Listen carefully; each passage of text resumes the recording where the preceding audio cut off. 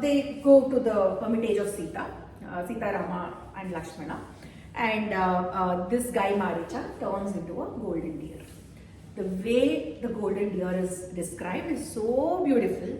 So this deer is having a color of a hue of a blue, a sapphire blue, and it has spots of it's basically golden in color. His hair is so lustrous and golden in color, and it has silver spots across the body, and it has eyes that are resembling like sapphires. They are glowing, they are bright and everything. It has a tail that is looking like a twilight. Twilight. Do you know what is twilight? You don't know? Have you seen the sky when the sun is ready to set or sun is ready to rise, right? Sunrise or sunset. At that point of time, what is the color of the sky? It is orangish, reddish in color. So its tail is looking like that. And it has a hue of a pink color on one of its cheeks, which is looking like lotus. You know how the lotus pink is, right? That is the kind of pink it is having on one cheek, and the other cheek is resembling that of a Indranilamani. Indranilamani is sapphire, deep blue, hue of deep blue. So it is looking like, it is astonishing to look at it. It is looking as if somebody has come and decorated this deer or something like that. And it is playing in the yards of the hermitage of Seetha, Rama and Lakshmana. It waits for a very long time. It is playing, and then you know what happens when somebody disguises in this into some other animal. The process is called parakaya pravesha. Para means belonging to someone else. Kaya means body. Pravesha means entering somebody else's body. That is the way somebody disguises into something else. I have my own body, but this guy Maricha has his own body. Probably it is a kind of practice that they do.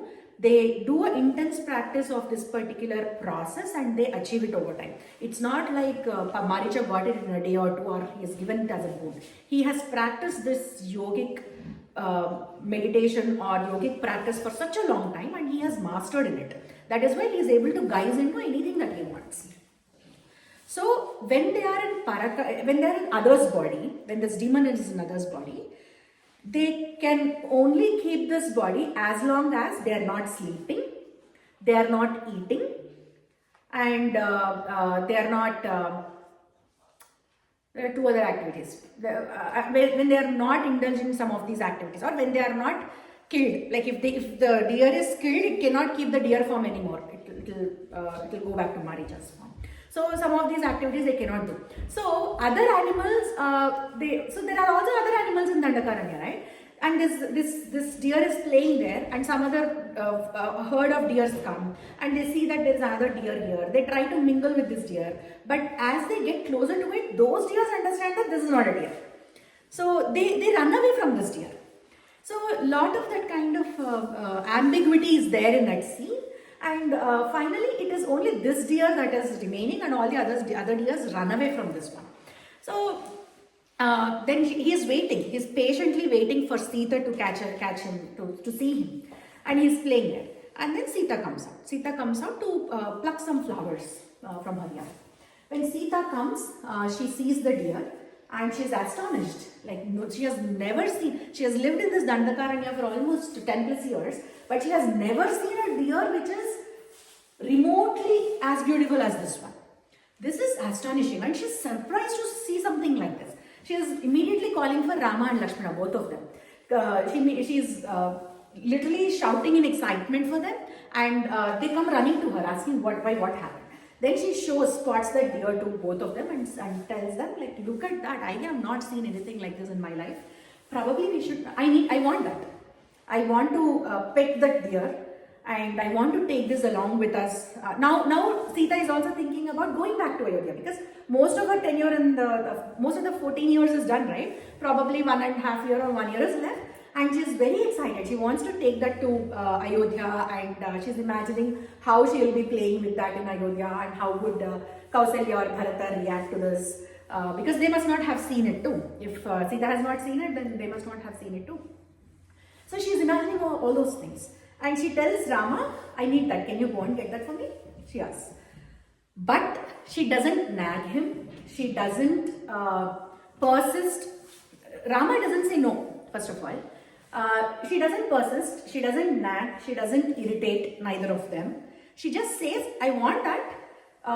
Preferably, I want that alive. But if you cannot get that alive, get it dead. It's okay. I will at least take the skin of the deer. She wants to preserve that deer, the deer skin. At least I will do that, and I will have that in my asan and I'll sit on it. She asks. Yeah, that is what Seetha asks. She prefers it alive, but it's okay if we cannot catch it alive, that is also fine. Is that okay for It's okay because they sit on deer skins, right? They wear deer skins, they sit on deer skins, so that is okay. But Lakshmana says this is not, I mean, she herself says, I'm captivated by the beauty of this. It may not sound really apt, but these are the thoughts I'm getting when I look at it. She says that. But she doesn't persist. That is something that we all need to understand, because in most of the films, it is shown in such a way that Rama or Lakshmana, they say no to it, but still she is persistent about it. That is not the case. She says this and she goes away from the scene. She is not even there in that scene. She enters into the house. She goes back into the house. Then Rama and Lakshmana are talking about it. Lakshmana says, this doesn't seem real to me. This doesn't seem real to me at all, and I have a feeling that this is none other than the demon Maricha. He may be, Lakshmana says that. Lakshmana thinks it is demon Maricha because they know they have met demon Maricha 2 times already. First time when they were little, when they were young, and the second time when they entered Dandakaranya. And they also know the nature of Maricha, that Maricha can change his guise and all those things. So Lakshmana thinks that it is none other than Maricha. And he is telling Rama it may not be ideal to really go behind this. There could be a bigger plot behind this. We never know what these demons are, what is cooking up. And they also have the context of, okay, you have already killed 14,000 demons recently, so probably somebody is plotting something against us. That could also be a possibility. So all his thoughts are running in Lakshmana's mind. Rama says, let me go and check, because Rama is not scared. If there is a demon there, it's okay, it's good. I will go and kill the demon. At least people in Dandakaranya will live happily. So that was the intention of Rama. Rama also is not believing that this is a deer. Rama thinks, if it is a deer, well and good. I'll try to get it for Seetha. She'll be happy. If it is not a deer, if it is Maricha, then it is also my duty to go and kill Maricha and relieve this Dandakaranya of demons. So in either case, it's a win-win for me. Let me go and check. But you stay here, stay tight. Don't let Seetha stay alone. You be here with her no matter what. I will go take care of this and come back immediately. That is what Rama says very clearly. And he takes his bow. What is his bow's name? Does anyone remember?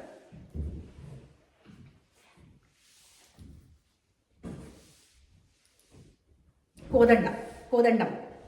That is why Rama's another name is Kodandapani.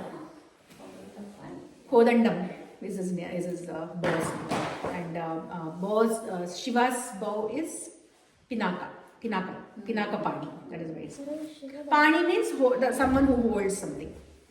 Shivadhanasu is different. Shivadhanasu is with the blessing of Shiva himself. But Shiva also has to have a weapon, right? Shiva's weapon, the bow weapon. Shiva has multiple weapons. He has trident. He has a lot of other things. Along with that, he has a bow, and his bow's name is Pinaka. Pinaka Pani is what he's called.